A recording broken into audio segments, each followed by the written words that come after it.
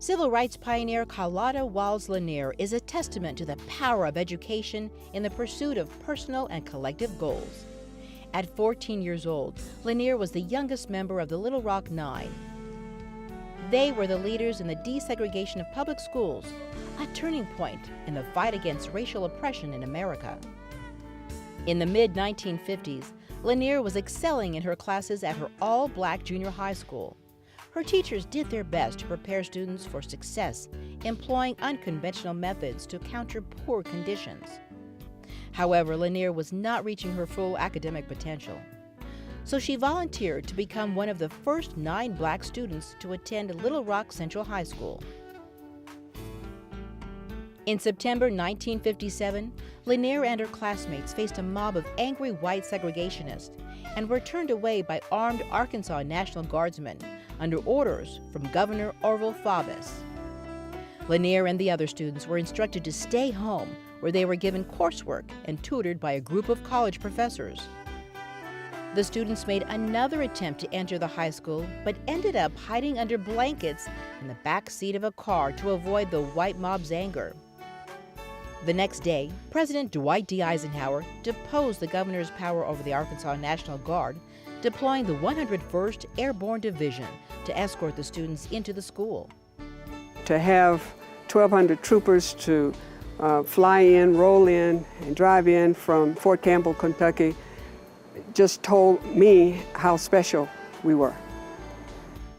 Lanier excelled during the first year at Central, despite hostility from some white classmates. But before she could begin her second year, the schools were closed.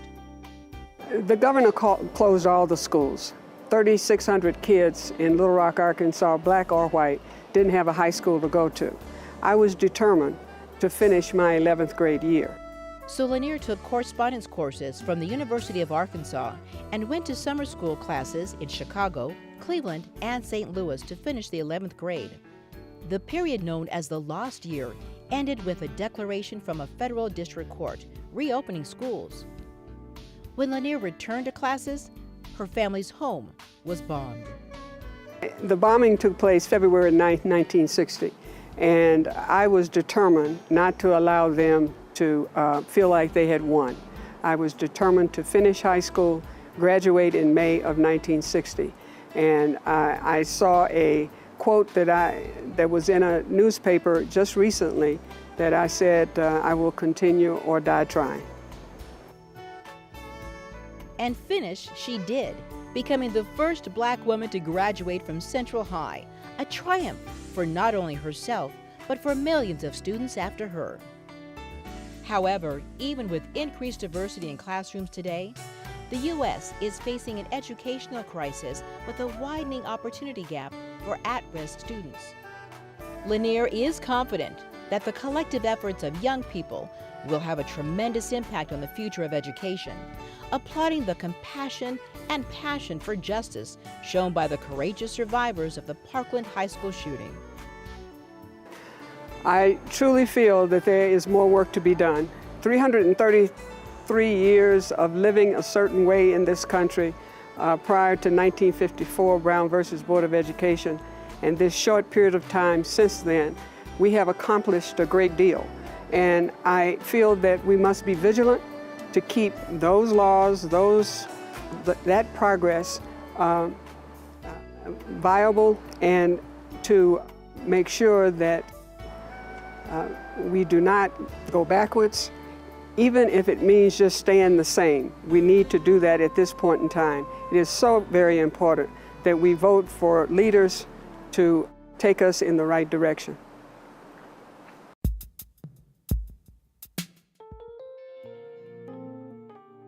On June 9, 1993, Ollie Marie Faison received a devastating phone call that would change her life. Her 6-year-old son, Broderick Bell Jr., had been wounded by a drive-by shooting. The incident galvanized Denver during a surge of gang activity, and Broderick's image was used as the face of the notorious Summer of Violence, a time marked by the senseless killing and injury of dozens of innocent people. Faison's Summer of Violence began on May 15, 1993, when her father, Oliver, disappeared without a trace. Then, Faison's oldest daughter, Anika, was targeted and threatened by a group of girls from a dangerous street gang. On June 9th, Anika was driving home with her siblings after their first day of summer camp when she pulled over to greet a friend. Suddenly, 3 carloads of teenage girls sped down the street, shooting indiscriminately at houses on both sides. Realizing that they were caught in the middle of the gunfire, Faison's children ducked down. But curious Broderick peeked up and was struck in the forehead by a 9mm bullet. Faison's daughter frantically delivered the news of her brother's injury to her mother on the phone. At the hospital, the surgeon told Faison that he'd removed the swelling and fragments from Broderick's brain, but could not remove the bullet. Her son was on life support, and the prognosis was bleak. When I went into the room and I seen what Broderick looked like, he didn't look like the picture that they were showing on TV. So that's when I asked the cameras to come in to let the gang members see what I saw, what they did to me. The images of 6-year-old Broderick on life support evoked a national response. From Denver Mayor Wellington Webb and the Denver Police Department to Governor Roy Romer and the state legislature, action was fast. Law enforcement activities went into overtime, and strict crime laws were passed. Over 300 juveniles were arrested for gun crimes that year. Broderick survived the shooting, but Faison lives with the trauma and emotional scars from that time of tribulation. The search for her father had been put on hold as the family awaited Broderick's recovery. But 2 years later, her father's body was found buried in a shallow grave. Soon after, Faison's oldest daughter revealed that she had been abused by her stepfather for years, sending Faison into depression, cured only by forgiveness. If it wasn't for God and the power of me knowing the Lord, I would be devastated with the things that happened in my life. So the first thing that I've learned on healing is forgiveness. You gotta forgive these people, and we have to pray a hedge of protection around our family and children. After using her platform to call for gun control, death threats forced Faison out of the neighborhood where she grew up. She now questions the effectiveness of the laws, which she likens to putting a Band-Aid on a major wound, but remains hopeful that lawmakers will find plausible solutions for the gun control crisis amid worsening conditions. Well, they're building more institutions, and to me that's the wrong answer. We need to pray for a mind of wisdom to elect the right people, to make changes, what we need to do with our youth. But incarcerating them is just putting a Band-Aid on a wound, and they're coming out worse than they went in there. Though she no longer advocates for political issues, Faison is an active supporter of organizations that help at-risk women. She shares her courageous testimony with the survivors of violent crimes and how she has triumphed over darkness. Meanwhile, she urges community members to do their part in protecting the community. When people go to war, they come back, they need counseling. Well, we're having so much mass shootings, and you're not thinking about the people who were there, and they're walking among us wounded. And so you have loud sounds, you're not the same. You're not the same raising your kids anymore, because now you want to protect them because you're scared for them to go to a movie theater. You're scared for them to go to a concert. People don't realize we're doing memorials for people who passed, but you got these survivors around that they're not acknowledging. We got a lot of wounded people that needs to heal some type of way.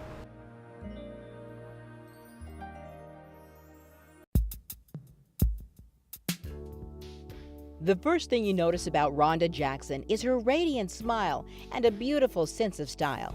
However, hidden beneath her gentle exterior is unpredictable pain and exhaustion.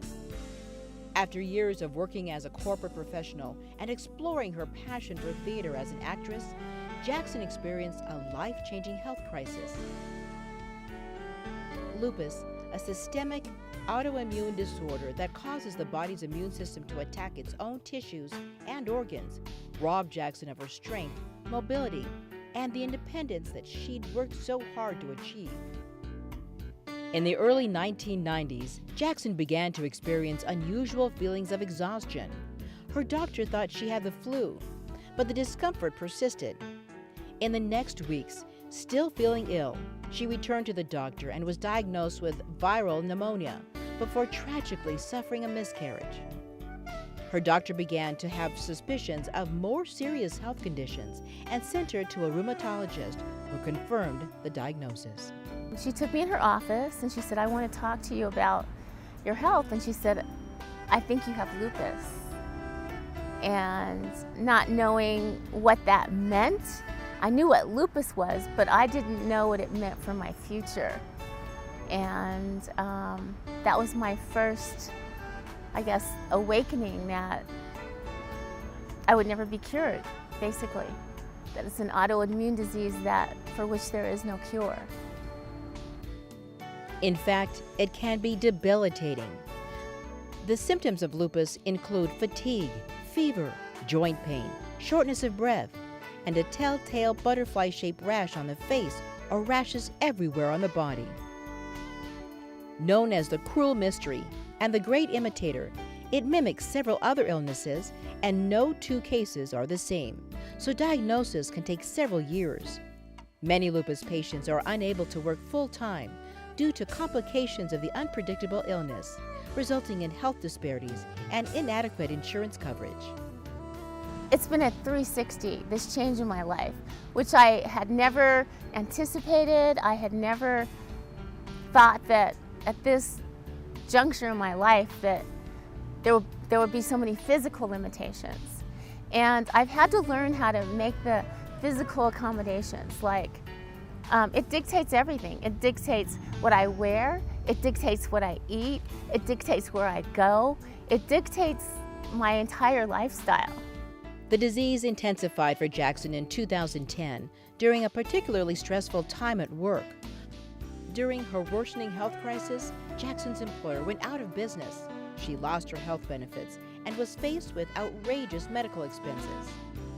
She attempted to find work, but with a low energy level in interviews, she didn't receive a single job offer.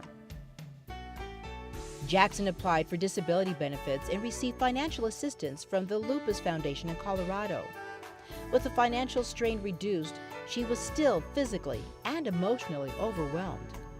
I'm depleted, I'm drained, I'm exhausted, but that doesn't keep me from having, a positive attitude. And I think when you have a chronic illness, sometimes it's so miserable that it becomes, there's some self-deprecation that goes along with that. It's like, are you kidding me? So you just have to laugh at it. Today, Jackson is courageous in her efforts to lead life more on her terms and is an advocate for health equity, spreading awareness about the effects of the disease and bringing attention to its global socioeconomic impact. To increase understanding and support for people living with the chronic disease, Jackson penned a stage play titled Crying Wolf, Stories of the Lupus Warriors, which presents several perspectives on what life with lupus is really like. As Community Outreach and Education Coordinator of the Lupus Foundation of Colorado, she urges family members and friends of lupus patients to learn more about the disorder and respect the limitations it creates. In addition to making financial contributions to support lupus research, she suggests that people consider the severity of the disease with patience and compassion. Every day is a challenge for me. I have more bad days than I do good. And the irony of that is that most days I look like I feel fine, but I don't. I don't feel fine. And accepting that was really, really hard for me, because my mind still feels like I can do all the things that I used to do. But my body is not so cooperative sometimes.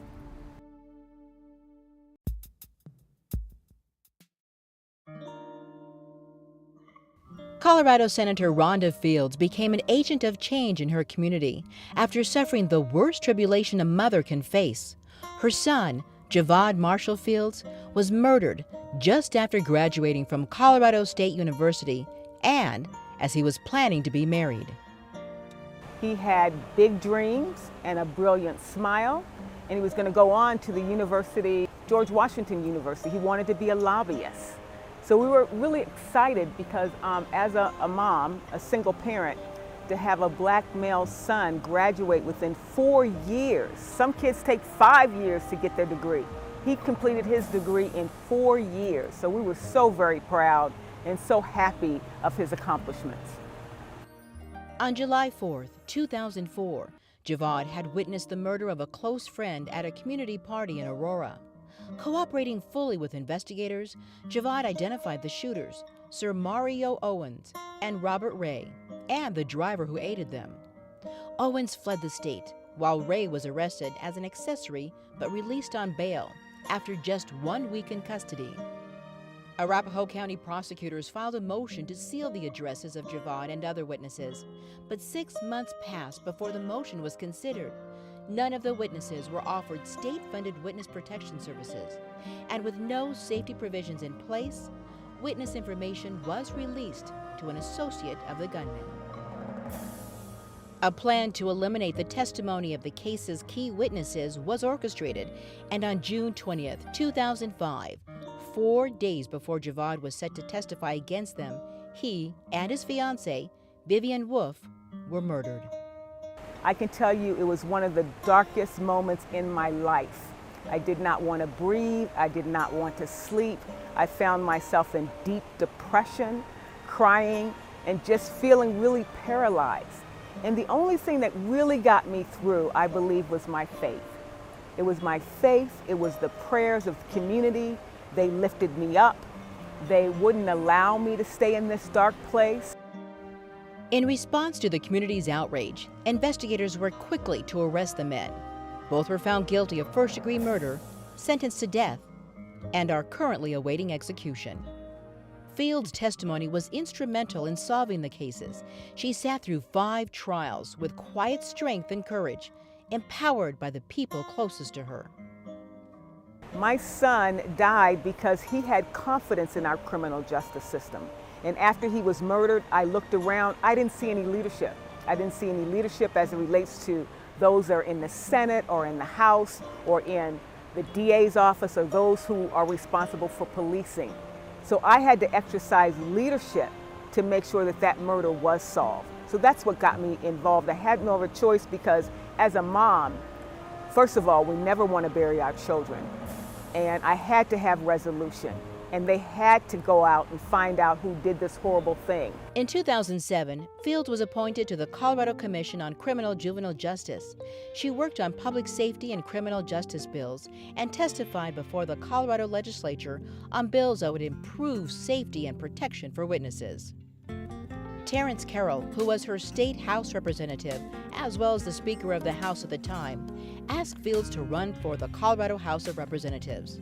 After much consultation with her family, church, and community, she ran and was elected in 2010.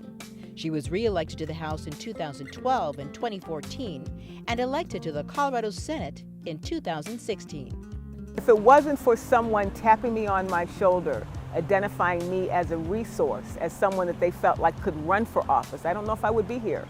But now that I am here, I'm glad that I'm at the table, that I can lend voice to some of the issues that are important to my community.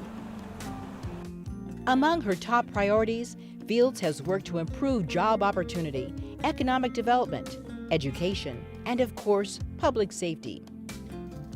For her, public safety has to include common sense gun reform measures.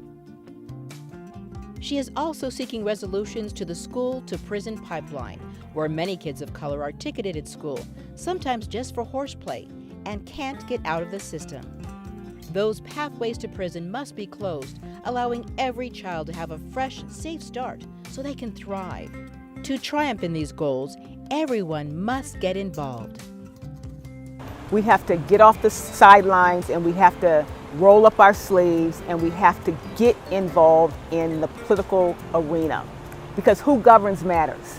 And so basically what that means is we need to make sure that we're exercising our right to vote. We need to make sure that our cousins, our aunties, our neighbors, our friends, everyone that we know, we need to make sure that they're registered to vote and that we put in office those people who are going to represent our values, our principles, and the things that are important to us.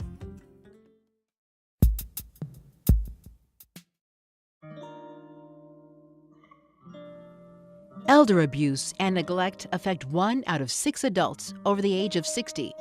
Healthcare professionals and human rights activists are scrambling to prevent this mistreatment of this vulnerable population. But abuse rates are expected to increase as the rapidly aging global population more than doubles from 900 million in 2015 to approximately 2 billion in 2050. Denver Urban Spectrum publisher Rosalind B. Harris is all too familiar with the devastating effects of elder abuse. In 2008, Harris lost her 80-year-old mother, Ruth Boyd, in a tragic incident. In her soon-to-be-released memoir, The Story of Ruth, Harris tells her mother's story, starting with her Southern upbringing and later her devotion to her family. My relationship with my mom was very close. Many people, everyone said that I looked more like her than anyone else. She was spread thin between all of her 6 children, and she tried to support all of us. We all had different lifestyles and different occupations, but she made it a big effort to come to Denver for our events. She always made an effort to support her children. On November 3, 2008, Harris spent the evening at a Democratic campaign rally in Denver, where First Lady Michelle Obama urged people to vote for her husband, Democratic presidential candidate Barack Obama. At the end of the evening, Harris received a barrage of phone calls that interrupted her excitement and turned her life upside down. One night before Obama was elected president of the United States, Harris learned that her mother had been violently killed in her Grand Rapids, Michigan home. Boy, you know, that was such a bittersweet time. I mean, we had talked about the election. She was excited about President Barack Obama. She had put in her vote. She had mailed in her ballot, so she knew, he was going to be the president. But it was so bittersweet because the very next day I was at Shadow Theater. My son was doing the catering for Jeffrey Nicholson at the theater, and everyone was excited about that, but my heart was so heavy, and people didn't realize what was going on. And it's not a time to rain on other people's parade, so I enjoyed the moment, of having Barack Obama become our president. A criminal investigation into the circumstances surrounding Boyd's death revealed classic signs of elder abuse. The American Psychological Association defines elder abuse as the infliction of physical, emotional, sexual, or financial harm on an older adult and includes neglect. Elder abuse occurs when the vulnerabilities associated with aging are exploited. Aging is accompanied by numerous physical challenges, including decreased strength and agility, poor coordination, and memory loss. Additionally, several emotional changes increase susceptibility and the risk of abuse. The American Association of Retired Persons estimates that 51% of people over the age of 75 are living alone. Loneliness has a significant impact on health, increasing the risk of obesity, stress, depression, and dementia, with effects on the body comparable to smoking 15 cigarettes a day. Abuse and neglect are not easily detected, but caregivers and family members should watch for signs and behaviors that may signal a problem. I think that people need to look at signs, ask questions. They need to watch, they need to hear, they need to listen and see what the elders are. And it wouldn't hurt to go over there and visit with them. Sit down and have some dinner and maybe take them to a movie, maybe take them to get their hair done. And people, especially if you're related to them. But even if you're not related to them, if you know a senior, I know a lot of seniors in my life that I think about them and I should call them. I need to call them just to check in and check up on them and see if they're okay. Harris still struggles to cope with the heartbreaking loss of her mother, but attributes her positive attitude and ability to endure to the support of friends and family. The process of learning about her mother's life while researching and writing the memoir was also healing. She did not have to leave this earth. And it was sad, of course, because she was my mother. You know, she brought me into this world. She taught me everything that I, learned. And it was very painful because it really kind of tore our family apart. I believe my mom lives right in my heart. I mean, she may not be here physically, but her spirit is here with me. She's guiding me through this process as we speak. She's brought everyone together because I don't want her memory to go away.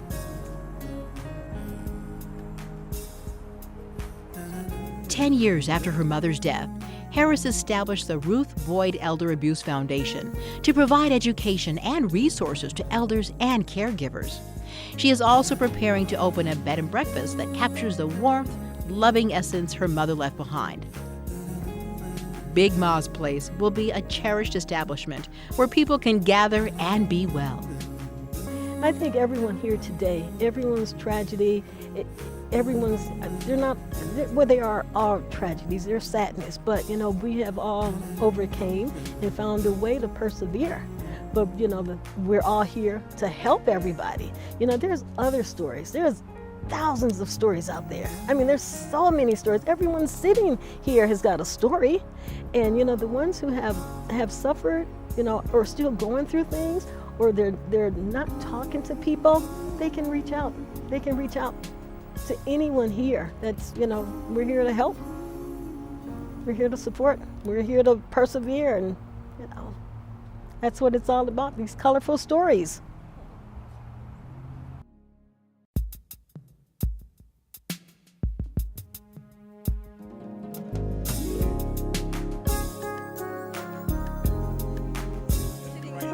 The sun is hitting a lot of different people. I'm so happy that you guys are going to. Pretty excited too. Can't see her. Yeah, that's right.